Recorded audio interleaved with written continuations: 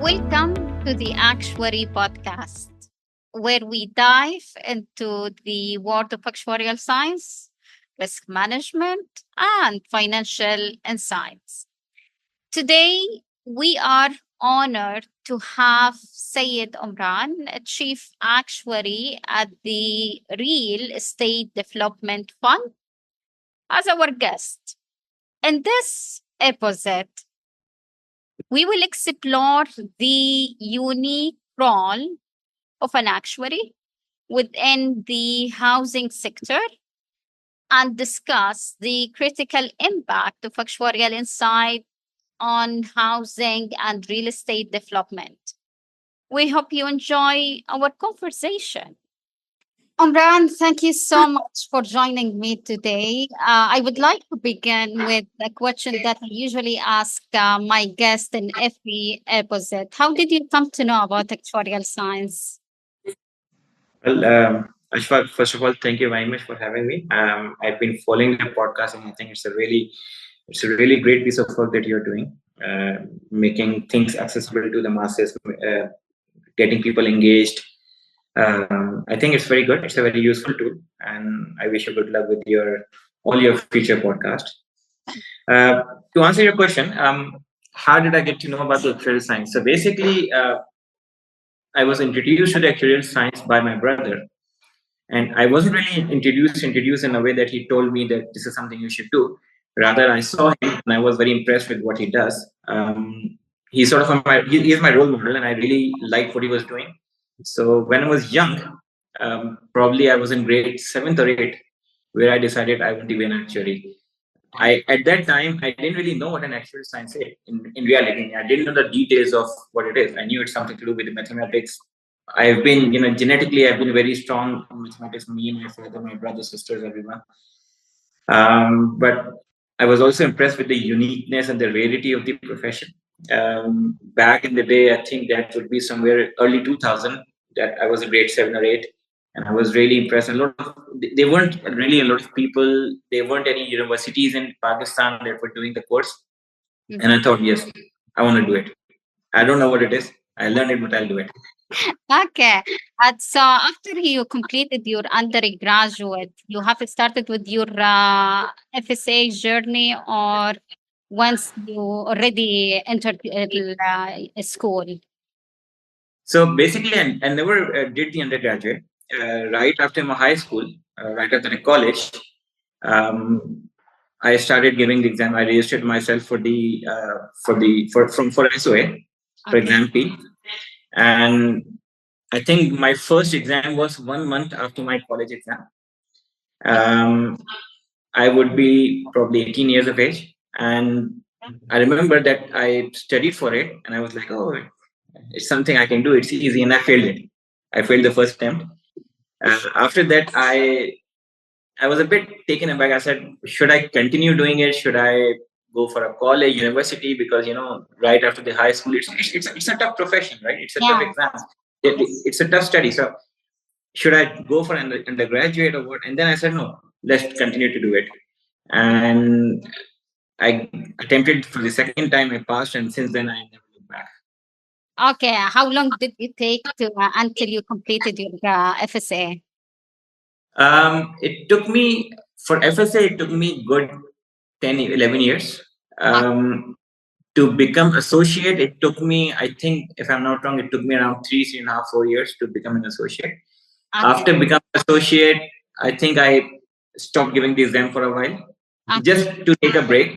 And I think probably not a good thing I did, because the break just got extended, because I got lazy and I got engaged in the work and this and that. And just got extended for a good 3, 4 years. And then I started my fellowship exams again. My first fellowship exam in 2017, and then I became fellow in 2009. You mentioned something really important. You started your journey with the exams during high school. Am I right? Exactly after the high school. So the moment I graduated from the high school, I Perfect. And what advice do you say to the high school students who are talented in mathematics? Look, I think if you're looking to go for actuarial science, Okay. in my opinion, see, there was a time when I started, when my brother started, when my elders, my seniors started in Pakistan. There was a time when they would start right after the high school. Okay. Of course, they will miss out on the university grooming. They will miss out on the university life, and of Yeah. course, the level of education that university provides is very different than straight away professional education. In my opinion, people who are willing to do now, who are good in mathematics, who have this eye for numbers, it's not just being that you like mathematics or you are good in mathematics. You have to have eye for critical thinking. And if you have good eye for critical thinking, I think you should go for the profession. Ideally, enroll yourself in a good university. Um, go have that 3-4 years of bachelor's. During that time, make sure that when you are graduated, you're done with a couple of exams at least. Most of the people that I know, they have done the actual science, they have fallen there. Of course, you will be, depending on which university you go in, you will be exempted for a couple of exams. Actually, not couple of exams. You will be exempted for a series of exams. Yeah. So take that into consideration. Choose your modules accordingly so that you get the maximum exemptions, and prepare yourself for what is coming after. The biggest issue that I've seen when I talk to people, when I've mentored people, when I've sat with them, quite a lot of people who are doing their bachelor's, after that they stop giving the exam. For them, for them attaining the bachelor's or the master's is the ultimate goal. And I believe for an actuary, the ultimate goal should always be fellowship. And that's where you should stop. Now, it could take you 40 years, it could take you 5 years, it could take you 15 years. It doesn't matter. But your ultimate goal, in my opinion, should be a fellowship. The level of authority that comes with the level of, um, just as an example, signing authority in many jurisdictions only comes to a fellow. Other than that, the level of information, the level of knowledge you gain, it's always good to be a fellow. Um, Try to stop when you become a fellow. Bachelor's is just part of the route that you are taking to attain your ultimate goal. Don't stop at your graduation, whether it's a bachelor's or master's. Interesting. I know you had fellowship from the Society of Actuary. Then you earned your fellowship from the IFOA. Why did you decide to pursue the FIA in addition to the FSA? And Well, if such an important question I wanted to ask you a long time ago. I think if I have to answer it in a very simplistic and humoristic way, I would say it was a COVID effect. I was born during the COVID time. But no, in reality, so when I was doing my fellowship from the society, I what get I did during the time when I was giving my preliminary examinations, I tried to move away from the society to institute, and I gave one exam. At that time, it was CT6. The exam doesn't exist anymore, but it was part of the one of the earlier exams. okay. Um, I I took that exam, I passed it, and I took the exemptions, and I came back to society. The reason I started society was because at that time it was easier to start off with the society if you don't have a bachelor's. At that time, IFOI would require a bachelor's to gain that entry. If I'm not wrong, something like this. Mhm. However, my primary education, my high school was on all from University of Cambridge, what we call A levels and O levels, Yeah. and I've been used to of following that UK style of examination rather than the US ones. Mhm. Um, but nevertheless, I went for the US one in between, hopped onto UK, took CT6, came back, continued with the fellowship.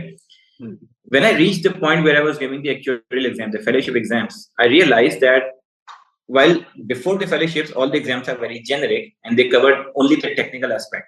That's Once you attain your associateship and once you start doing your fellowship, the studies, the curriculum, the syllabus is more accustomed to where that institution is supposed to be. For example, US one is more focused towards the American market. And I've learned these regulations and all those things, the type of products, the type of companies, the norms, the practices. But that was probably focused more towards the American side. And for me, I thought, why not, after I attained the fellowship, why not I go towards the UK part, give. I think I had to give 4 or 5 additional exams, and try to learn what is happening in that market. So if I have that, then I have an eye on the American market. I have an eye on the European market. I know these, for example, Solvency two. The details of Solvency two that is there in the IFOA does not exist in the FSA exams, and vice versa. For example, US GAAP or something.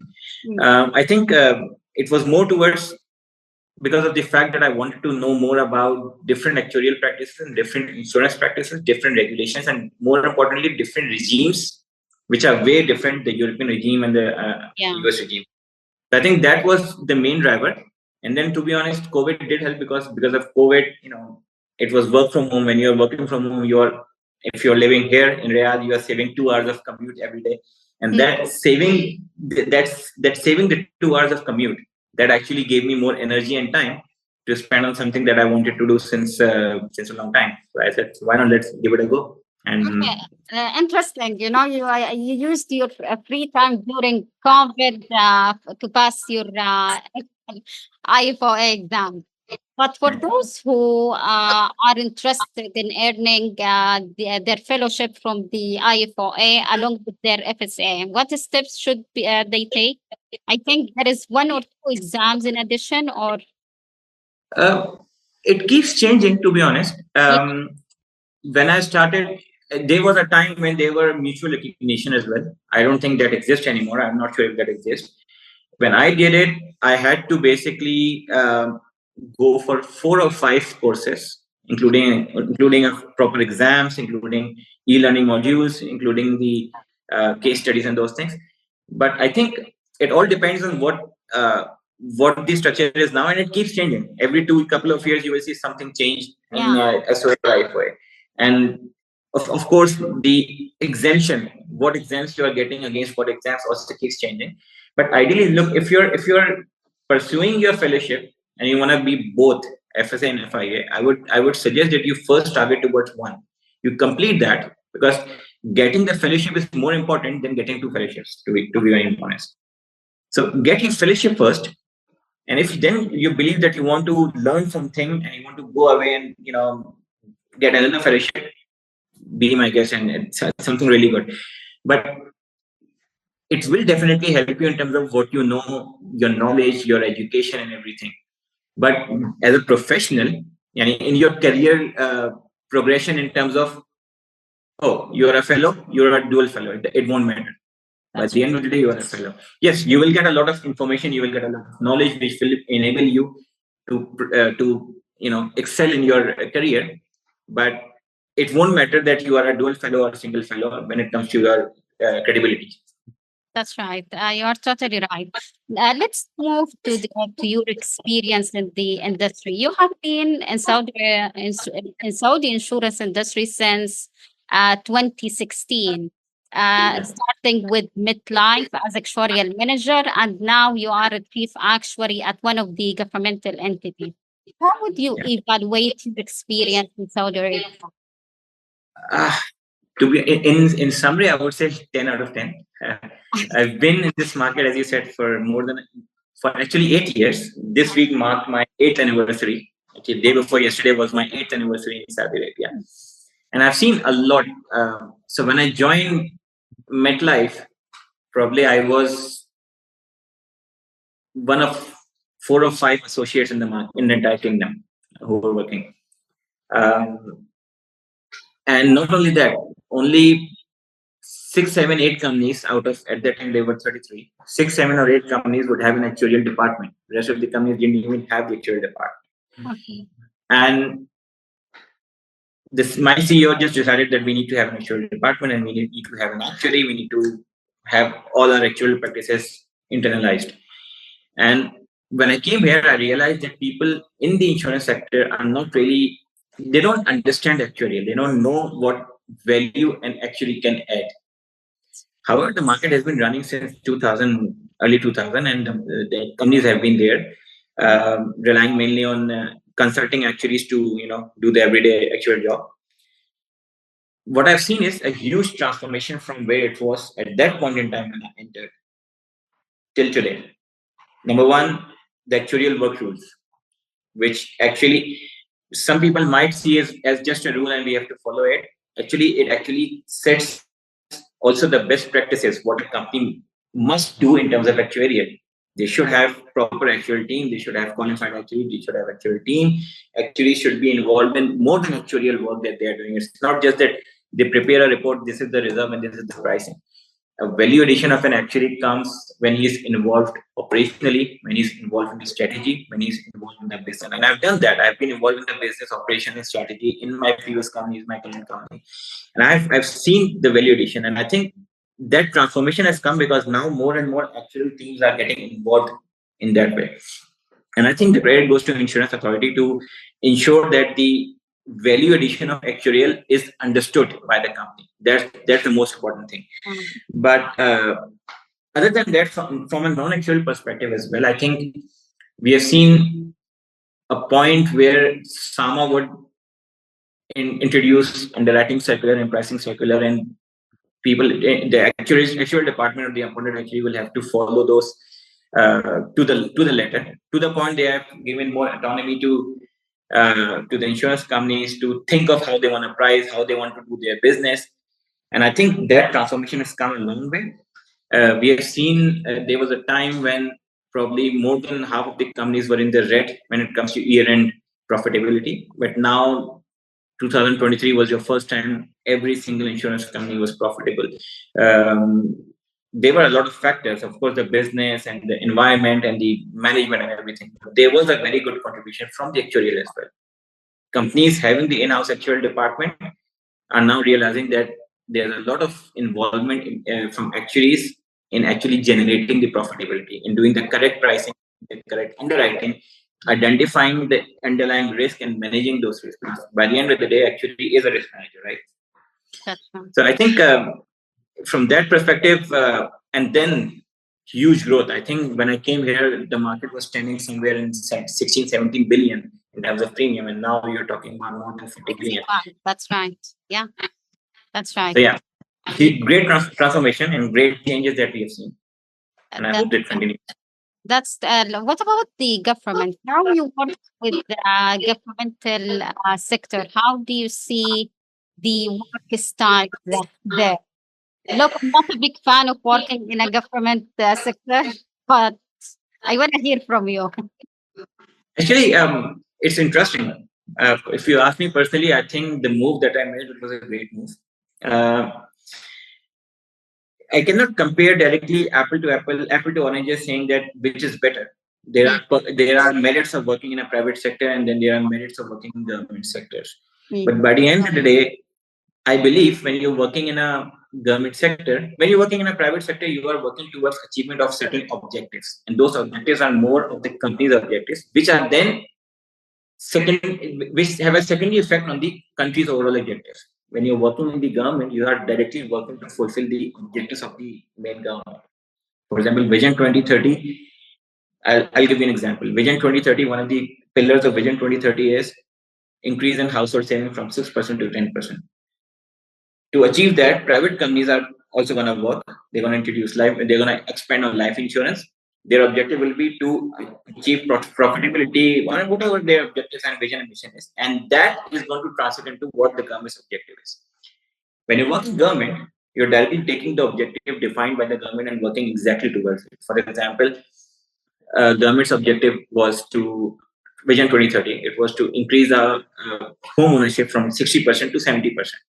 Now, the companies that are under the government, which are supposed to execute this, are directly working to ensure it becomes from 60 to 70. Their everyday task is to make sure that it becomes from 60 to 70. That's it. And from that perspective, I think it's interesting in a way that you get to see bigger picture. You get to see more fiscal pictures as compared to, for example, working in a private company. Both of them have their own merits, but I think for me, I have enjoyed a lot working in private sector, and I'm enjoying a lot working in government sector. It's a two different ball game. It's a two different board. So I don't think it would be ideal to compare to the two sectors. Okay, you mentioned about Vision 2030, and we know that we have a massive transformation here in the kingdom. How do you see the ongoing transformation? So in terms of, I think when I came here in 2016, I've seen a lot of things have changed. From If I talk more about general things than about my profession or insurance or the financial sector, you've seen tourism increasing. You've seen, for example, the Boulevard and the Boulevard City type of things coming. Local, the entertainment ventures are coming. You're seeing Seven and the Tidia and the Raya type of entities coming in, and I think as a resident, looks very amazing. It's something, it gives you interest. There is now we wait for October to come so we can have those winter season, and then the winter events that are coming in, the concerts, the Formula One and Formula E, and then the Boulevard and those things. From more social perspective, I think I'll talk about us. I'll talk about mortgages, real estate. And I'm seeing that most of the objectives, whether it's real estate or any other, they are really to improve. By the end of the day, they are there to improve the quality of a common man, the quality of life of a common man. Whether you're talking about providing those entertainment, by the end of the day, the beneficiary is the common man, because he's getting those. And not everyone has, previously, not even would have money to fly to Dubai to attend a concert and come back. Now you don't have to do that, right? Similarly, in the real estate and the mortgages, there is an objective, and the objective is to increase your household, your house ownership from 60 to 70. Now, it might look as if like it's something. It looks good because it puts Saudi Arabia in a very positive way, and it does. But there is an underlying benefit, which is basically the benefit to the common man. The government is ensuring that every person has an access to the financing. Now, if you don't have money, if you don't want to spend money, you cannot be forced to spend money, right? But if you have money, or if you are willing to take that, go into that area, the government is trying to provide you all the avenues that they can to ensure that you have all the things accessible and easier than it would be, for example, for a person living in country X. And I think that is one of the, and that defines everything that is under Vision 2030. So not only real estate, everything is trying to provide avenues, trying to provide access, trying to make things easier for the common man. And same goes in Vision 20 in real estate, supporting in terms of providing subsidies, supporting in terms of creating the ecosystem where there are different companies doing different work. We have SRC, you have REDF, you have NHC, you have Damanap, all of them doing something, and the end objective is that common men, most of the common men, 70% of the households should have their own house rather than renting it. Now let's move to the real estate area. Saudi Arabia, I'm going to start with the real estate finance. In Saudi Arabia, we have a different type of real estate finance. Some are supported by the government and others are not. Could you provide us with a detailed explanation of these different types? So it depends how you categorize. So if you want to first, I think if you want to understand the mortgage setup, first thing is the mortgage, how the mortgage is and how it works. We all know that Saudi Arabia is a Sharia compliant industry when it comes to financial sector and all other areas, of course. But financial sector, it's very strictly Sharia compliant. You cannot operate if you're not Sharia compliant, right? Now, the concept of riba and the concept of interest is not allowed in Islam, right? So then there are alternative avenues, which are Islamic financing, or you call it Sharia compliant financing. Same in the mortgages, you have the same issue. You cannot just issue the mortgage the way they do in the Islamic countries or non-Islamic countries. So they introduced the Islamic financing, and Islamic financing, there are different types of structure. By the end of the day, whether you are Islamic financing, you are non-Sharia compliant. You go from point A to point B. Point A means wanting to own the house, and point B means actually owning the house. It's just the route that differs. It's a Sharia compliant route, it's a non-Sharia compliant route. Under the Sharia compliant route, there are different products that are provided. In Saudi Arabia, you will see primarily, I think if I'm not wrong, two types of products which are very common: ijara and murabaha. And then there are other like tawarruk, which are also done by certain banks, but not in big quantities. So the volumes that you are seeing are ijara and murabaha.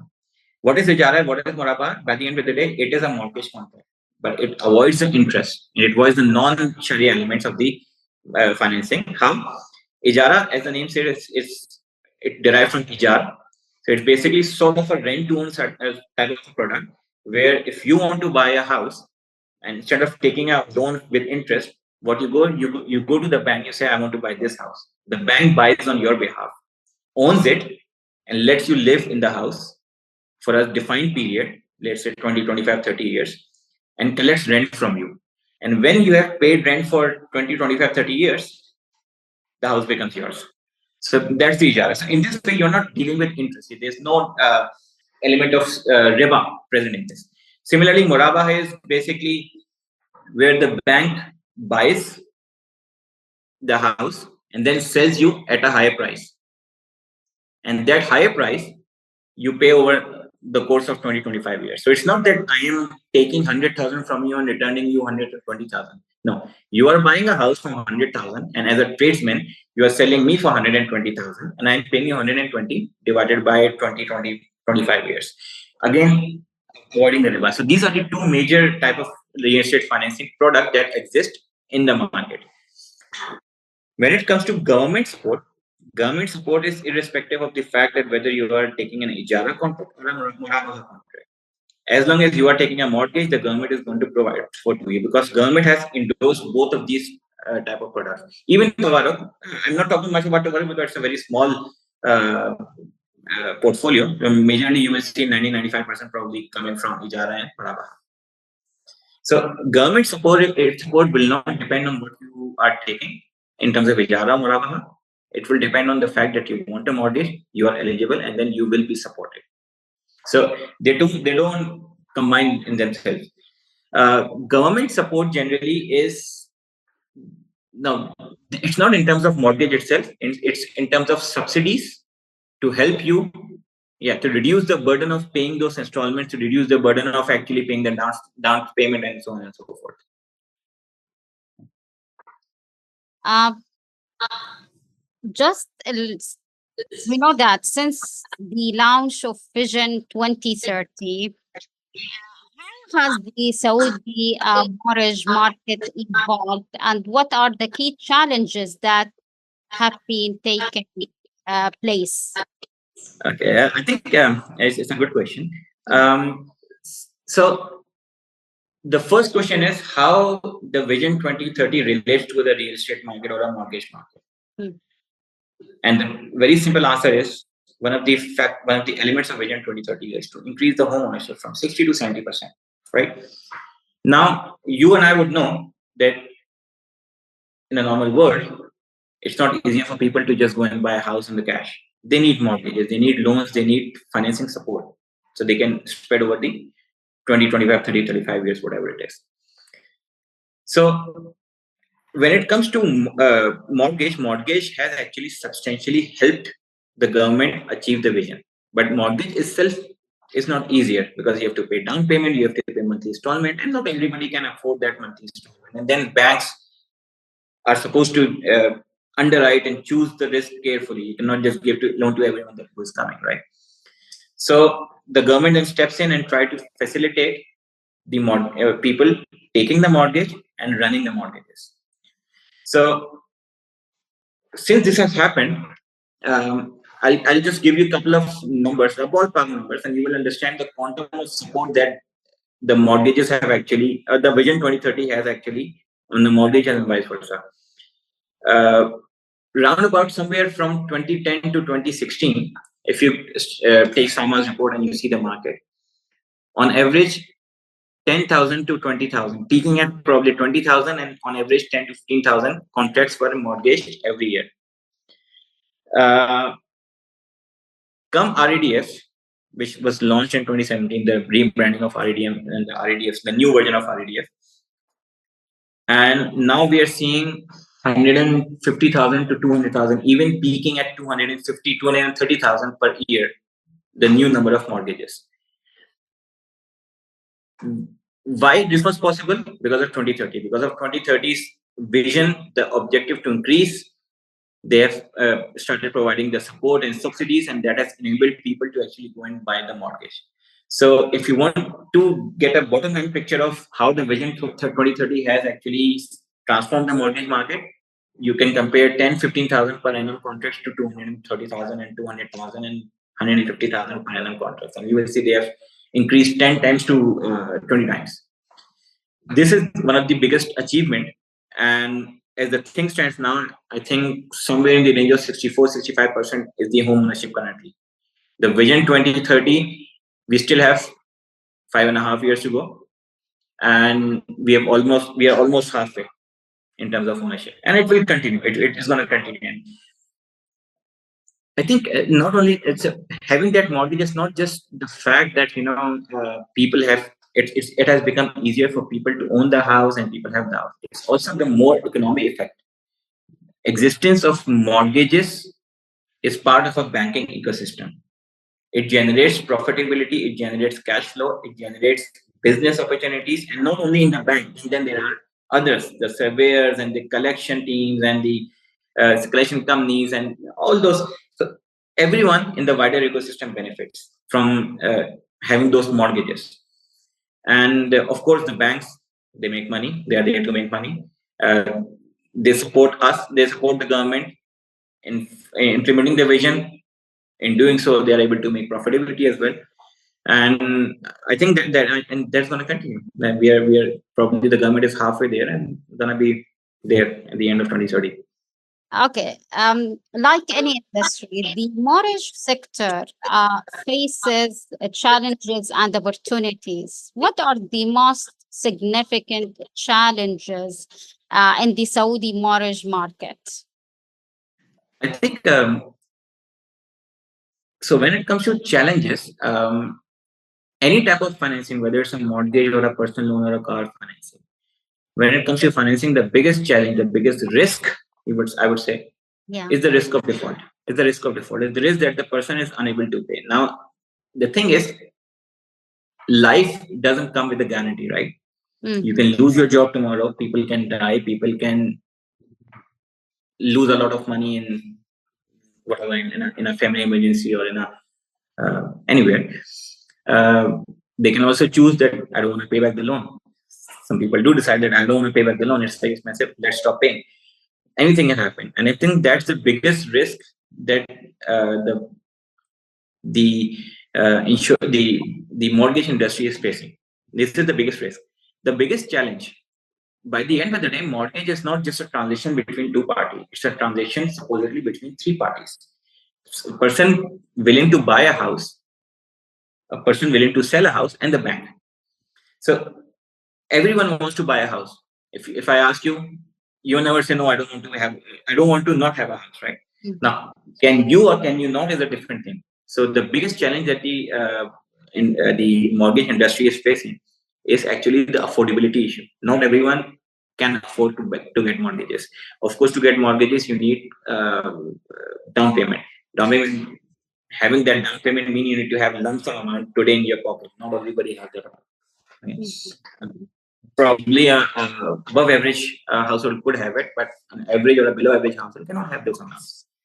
The second challenge is it all depends on what is the cost of the house. The issue is the cost of the asset, the cost of real estate everywhere in the world. In the long term, they keep increasing. In short term, they fluctuate. Sometimes they increase sharply, they decline sharply. In Saudi Arabia, you would see that the cost of housing has increased significantly. And that is not because of mortgage only or something. It itself is an element of demand and supply. The more demand and the less supply of housing, the prices will increase. Price will increase. It will come back to mortgages. Mortgages will become even more expensive because the house is becoming expensive. And when the house is becoming expensive, people might resort to go back to living in rental properties than to buy. Sometimes they just drop the idea of buying. Sometimes they want to wait till the market corrects itself and the price reduce and so on and so forth. So I think that's one of the biggest challenges that the industry is facing. And the second most significant would be the liquidity problems by the banks. Not every bank have liquidity available. The issue, if you take a personal loan or a car loan, you're talking about 2 to 4 years, right? On average, a car loan is 2.5 something years, like something like this. A bank can recover their entire sum within the next 24, 36 months. When it comes to mortgages, you're talking about 25 to 30 years. So it really requires big liquidity. And that liquidity is not always available in volumes with the banks. So I think that's the second issue, the second problem.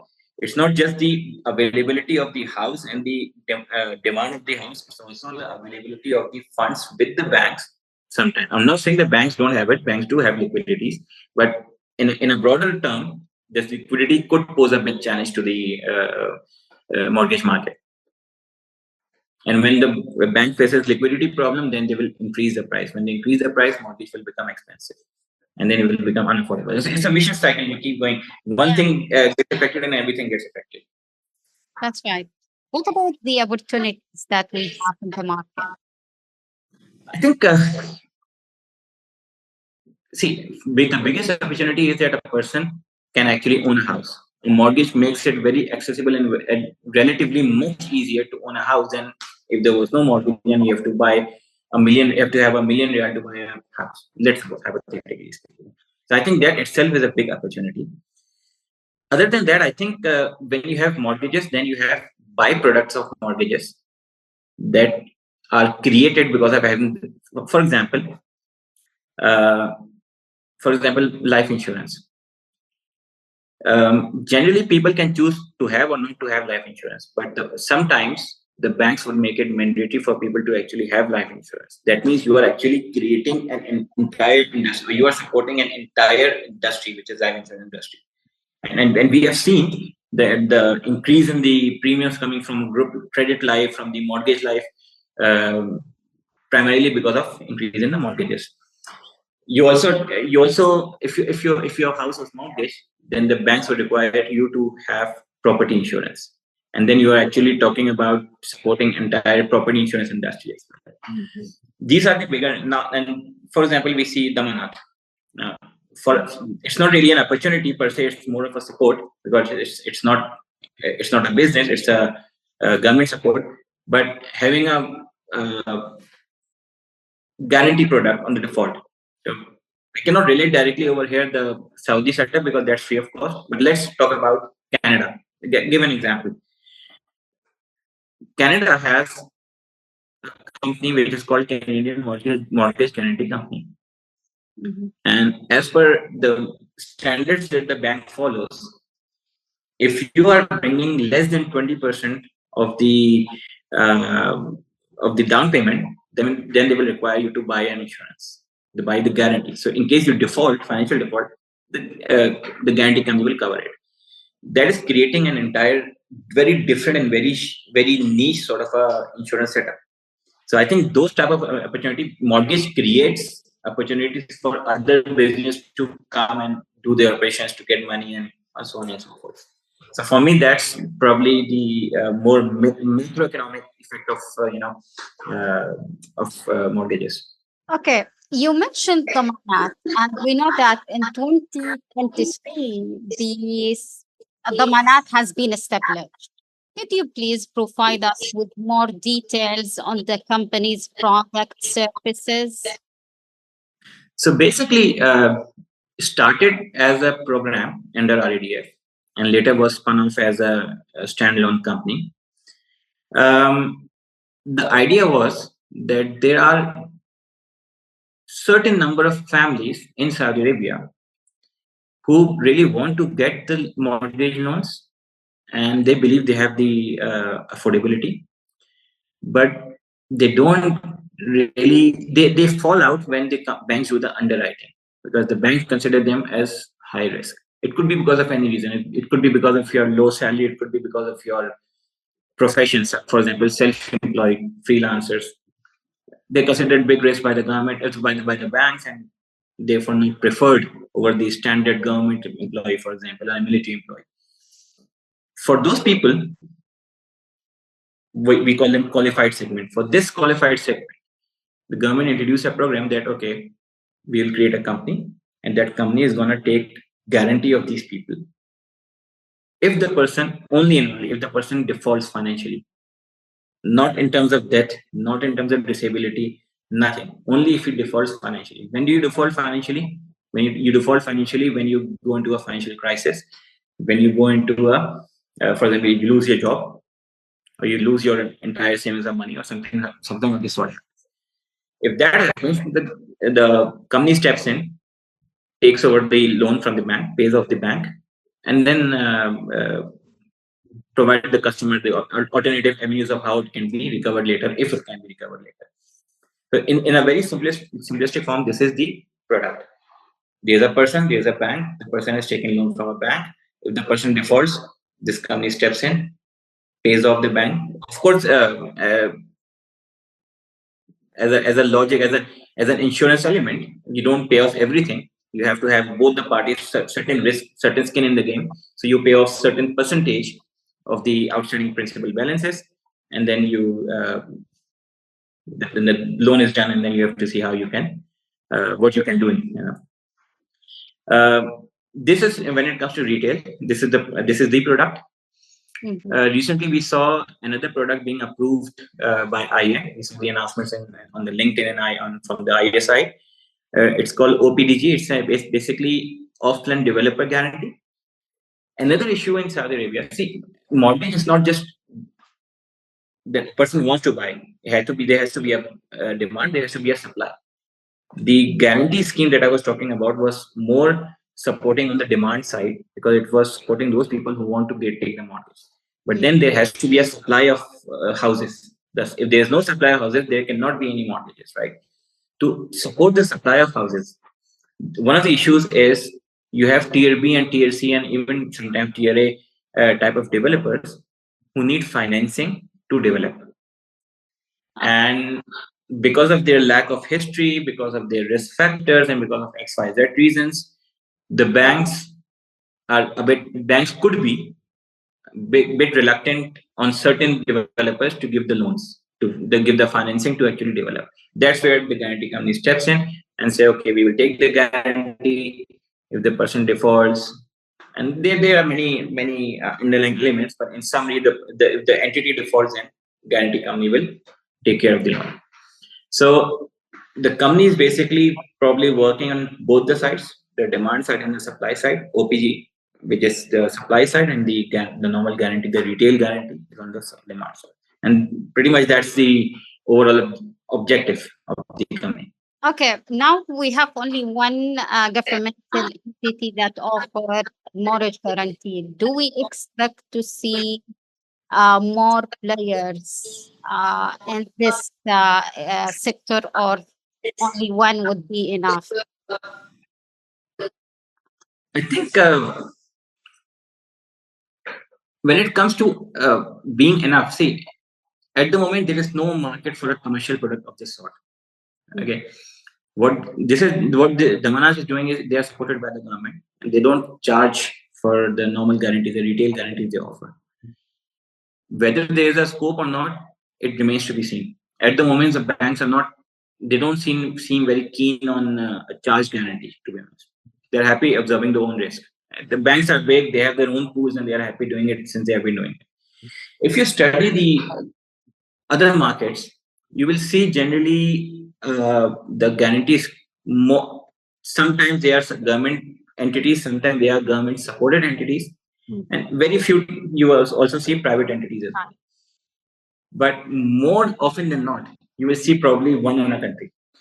You won't see more than one. There could be, I think Canada has two, but you will see mostly one in a country. For example, in USA, you will see Genema doing it. In Canada, it's Canadian Mortgage Guarantee. In Hong Kong, it's HKMC. In India, you have IMGC. More a collaboration of government and social banks and those elements. And I think I don't see a reason why there would be more companies of this sort currently in Saudi Arabia. And Damanat being the only one which is licensed, but things can change. If there is a business opportunity, some businessmen will definitely jump into it, right? Yeah, exactly. You mentioned one of the key or major risks that we have in the real estate market, default risk. As an Yeah. actuary, Yeah. what are the resources and references that we have here in the kingdom or international, not only in the kingdom? I think if you talk about publicly available information, you don't get the default. There's a the default itself is a big universe. There Yeah. are different ways of looking into a default. People generally sometimes confuse NPLs with default. There's a non-performing loan and there's a default. What is the difference is a loan which is not where a person, the customer has stopped paying, whether for 1 time or 2 months or 3 months or more than that. He's a non-paid customer, but he's not a defaulter yet. He will be defaulted when the banks when he reaches the criteria of being default, which under SAMA is 3 consecutive or 5 random months of missing installments. But even after that, it's not that he missed 3 installments consecutive when he's a defaulter. He's a defaulter when the banks complete the legal process and consider him to be a defaulter. To reach that point, not every NPA reaches that point. Not everyone who is not paying, they don't reach that point. Why? Because the bank then the banks don't want to default because they lose money on that.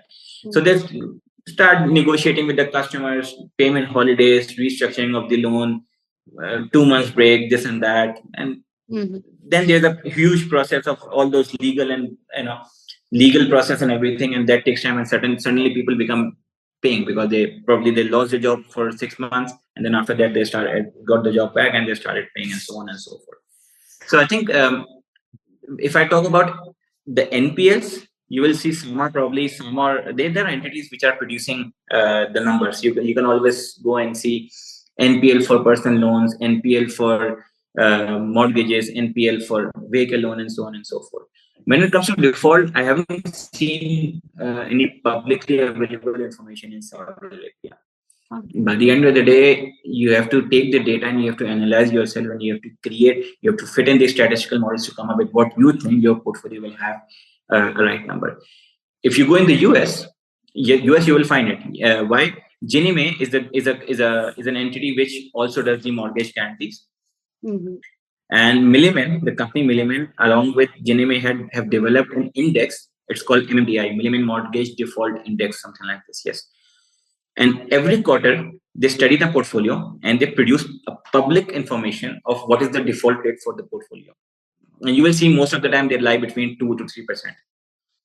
And we don't have such thing in Saudi Arabia, but I'm sure that there are entities. The banks are doing it for themselves.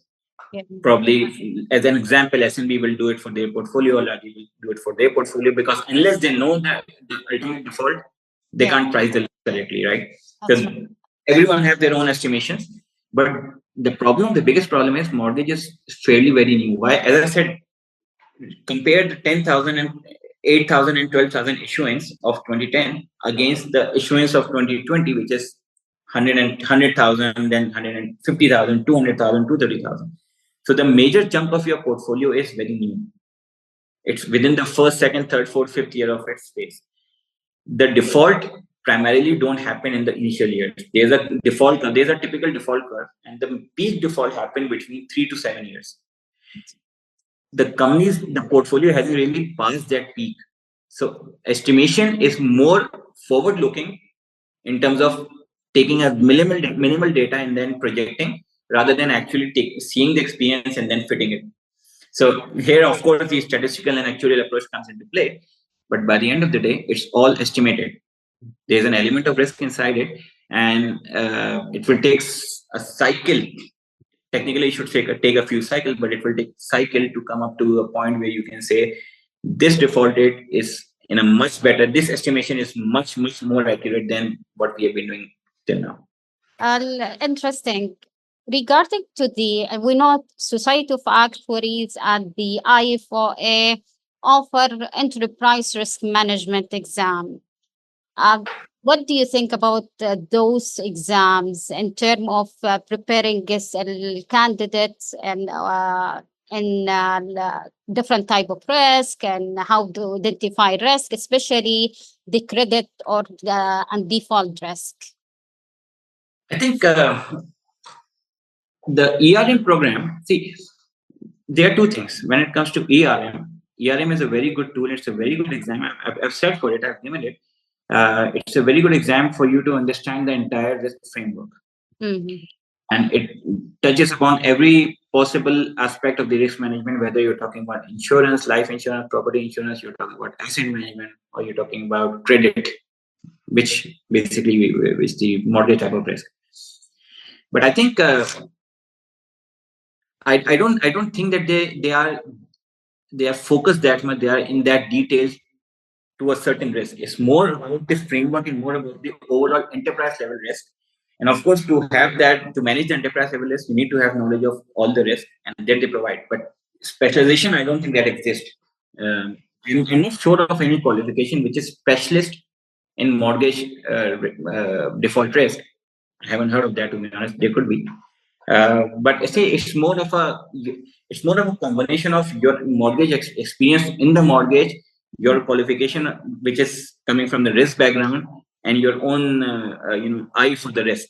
Mm-hmm. And I think that's a combination that works here generally. But people who are managing risk are generally from FRM background, they are from CRM, FRM background, different backgrounds. Some people are risk managers by qualifications, some are risk managers by experience only. But I think that's how it works. Okay.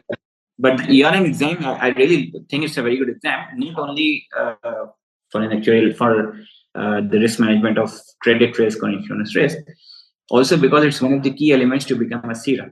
And I remember when I was contemplating whether I should go for that CIRA shape or not. There's a journal in the UK. I don't remember the exact name. I think it was the Finance Journal or something like this, and it had rated CIRA the number one risk management qualification, way above FRM and others. So I think CIRA is a bit underrated because a lot of people don't know because it's coming from the actual background. But it's a very very good qualification because it gives you a very different perspective. It combines core actuarial statistical approach to the more everyday day-to-day activity approach, and I think it's a very good example. Perfect. Before I say thank you, what is your advice to the young actuaries in the kingdom? I think for me, as I said earlier, do not stop until you get that fellowship. I think it's a vast word. Number two, insurance is not actuarial. Sorry, insurance is not the only thing which is actuarial, and actuarial is not only insurance. There's huge world outside insurance which has a lot of demand and a lot of opportunities for the insurance. I myself have, in the past 1 year, have stepped away from the core insurance and working with the government subsidies and welfare. um, if you go abroad, if you go US, UK, Canada, you will see every bank have actual department. You take up, the TD Bank, one of the biggest bank in Canada, and their entire motor loan team, the pricing team, motor pricing, the loan pricing, not the insurance pricing, motor loan pricing team, most of them actuaries. I think there's so much out there. Explore that. Don't limit yourself to insurance only. But of course, insurance is insurance. I myself like insurance better than any other sector. The risk management itself is it's very important. Risk management has so much opportunities. Upcoming CROs are mostly from insurance background, all around the world. Should be the case in Saudi Arabia. Actually, we have so many people graduating from King Saud, from King Fahd. I think they should explore the risk management, underwriting, pricing of non-insurance products, banks, commodities, investment side. I know personally a guy who actually qualified, who was the head of investments in an investment management company. Mm-hmm. So I think there's a huge world out there. Don't stop until you get the fellowship and try to see which actuarial might interest you, but insurance might not. So don't get too scared with the insurance. There's so much out there that you can do. Amran, thank you so much for being with me today. Thank you. Completely my pleasure, and thank you very, very much for having me. It's been a great session. Thank Didn't realize we just you. completed our 1 hour. Yeah, exactly. Thank you so much.